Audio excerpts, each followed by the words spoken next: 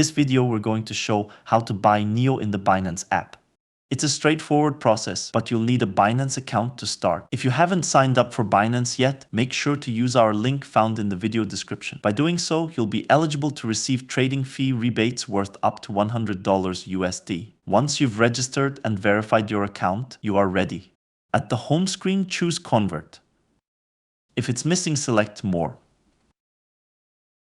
Then select Edit to edit the shortcuts and scroll down till you find it. Select the plus sign to add it to the shortcuts. When you are finished, select Done.